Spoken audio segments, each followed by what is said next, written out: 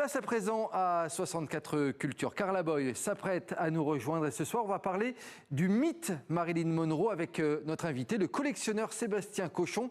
Il a réuni 100 clichés de sa collection privée dans un livre qui s'appelle Marilyn Chérie. À ses côtés dans ce projet, Catherine Deneuve, excusez du peu. On écoute justement Catherine Deneuve, c'était lors du Festival de Cannes en 2005 et elle rend hommage à la star américaine. Écoutez.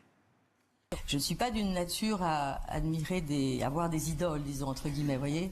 Je sais pas... Non, il y a des acteurs, des actrices que j'aime beaucoup et que j'admire dans certains films, mais je n'ai pas, je crois, à part Marilyn Monroe, je n'ai pas vraiment et que je trouve d'une féminité et d'une grâce inouïe. Voilà, je la trouve aussi belle en photo qu'au cinéma. Je la trouve je la trouve aussi émouvante dans les rôles dramatiques, drôle dans les comédies. Je trouve que c'est vraiment une des plus grandes comédiennes de comédie que j'ai vues. Et moi, j'ai vraiment beaucoup d'admiration pour les comédiennes de comédie parce que je trouve que c'est vraiment un genre très, très difficile. Très difficile. Je suis très étonnée que même dans les comédies françaises, on parle souvent avec beaucoup de légèreté des comédies, comme si c'était des films qui étaient faits pour le public et qu'après tout, c'était pas vraiment des œuvres, voilà, oui. Pas des œuvres. Et bonsoir Sébastien Cochon, bonsoir Carla Boy également. Nous venons d'écouter l'hommage de Catherine Deneuve donc à Marilyn Monroe, décédée le 4 août 1962, il y a donc 64 ans tout pile. L'hommage de Catherine Deneuve, avec qui vous êtes à l'initiative de ce livre extraordinaire qui réunit 100 clichés de votre collection personnelle. Alors, je voulais savoir comment est-ce que est né le projet avec l'actrice française. Je le disais, excusez du peu. C'est un projet qui est né il y a longtemps. En fait, j'avais découvert la passion partagée de Catherine Deneuve pour Marilyn Monroe lorsqu'elle avait réalisé un documentaire qui s'appelle Norma Jean dit Marilyn, qui m'avait beaucoup frappé parce que je trouvais qu'elle avait un regard très juste, évidemment sur les films, les extraits qu'on connaît, mais aussi elle décryptait beaucoup d'images d'actualité et de photographies, et elle voyait des choses vraiment très précises. Et je m'étais dit, moi j'étais déjà à l'époque collectionneur de photos de cinéma et avec un focus précis sur Marilyn Monroe, et je me dis un jour j'aimerais faire un livre et confronter mon regard à celui de Catherine Deneuve. Et la vie a fait que j'ai pu lui faire cette proposition par la suite et qu'elle m'a fait le grand plaisir et l'amitié d'accepter. Et magnifique livre, hein, Carla, vous avez beaucoup aimé. Livre magnifique, j'ai beaucoup aimé, je le montre parce que ça mérite. Et donc, dans ces livres, il y a des photos très diversifiées. Oui. Il y a des photos de tournage, des essais de costumes, des portraits de grands photographes, mais aussi des clichés de presse ou d'amateurs. Alors, comment, parmi votre collection qui est bien plus élargie, il n'y a pas que 100 clichés dans votre collection. Comment vous avez opéré les choix? C'est un travail qu'on a réalisé avec grand plaisir, Catherine Deneuve et moi. On avait un corpus très large, parce que Marilyn Monroe a eu une relation vraiment particulière avec la photographie. Elle a démarré, les gens l'oublient, mais elle a démarré comme modèle, comme mannequin, avant d'être actrice. Et elle s'est d'ailleurs beaucoup servie de l'image pour construire sa carrière.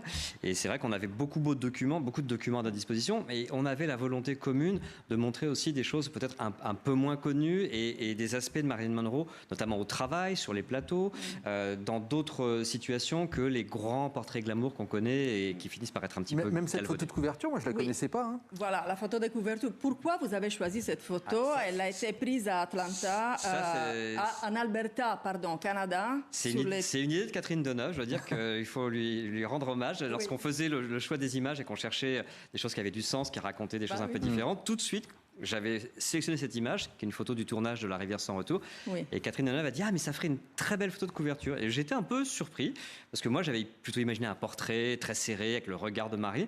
Et en réalité, je me suis très vite rangé à son avis, parce que c'est un portrait d'une femme en mouvement, très libre. Oui. Et comme dit Catherine Deneuve dans la légende de cette photo, et en plus, elle est en train de courir en mouvement, et elle est magnifique, ce qui n'est pas si facile que ça à réussir. Et très souriante, Carla. Très souriante, mais elle était toujours assez souriante, très souriante dans ces photos, et c'était des sourires un peu de commande, peut-être. Mais en réalité, il y avait quelque chose d'insaisissable derrière. Il y avait une sorte d'ambiguïté. Oui, Marilyn Monroe était une actrice et une femme qui était beaucoup dans le contrôle. Comme je disais, elle a construit sa carrière, elle s'est appuyée sur l'image et sur les photographies. Elle connaissait bien les photographes, elle avait étudié les techniques de prise de vue, les angles, d'éclairage. Ça valait d'ailleurs pour le cinéma comme pour la photographie. Lors des tournages, elle faisait installer un petit miroir à côté de la caméra pour contrôler, pour être sûr, ce qui posait parfois problème à certains réalisateurs. Mais oui, c'est vrai que ce lien à la photo est vraiment très spécifique pour une actrice de cette époque.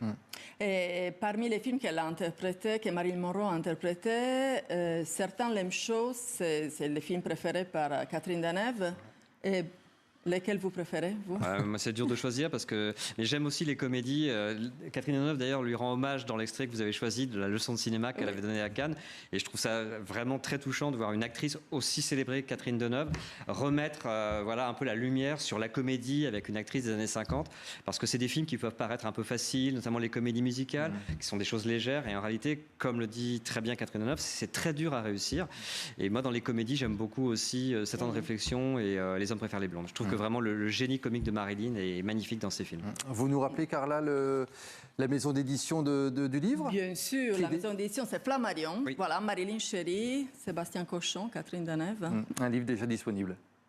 On a envie d'en faire une expo maintenant, j'ai envie après le livre. Eh bien, écoutez, vous croyez pas si bien dire, il y a eu une exposition qui a accompagné la sortie du livre et j'espère qu'elle va pouvoir voyager par la suite. Ah bon, on espère qu'elle va voyager dans plusieurs pays, effectivement. Ah oui, Bon. ça les mérite en tout cas. Ouais, très belle photo, effectivement, très belle sélection. Merci beaucoup, Sébastien Cochon, pour ce très beau projet donc, avec Catherine Deneuve et merci pour cette belle découverte, Carla Boy. Merci à vous. Comme chaque jour, une pensée pour notre confrère journaliste sportif Christophe Glaise. Il est toujours emprisonné en Algérie pour n'avoir fait que son travail. TV5 Monde reste mobilisé pour sa libération.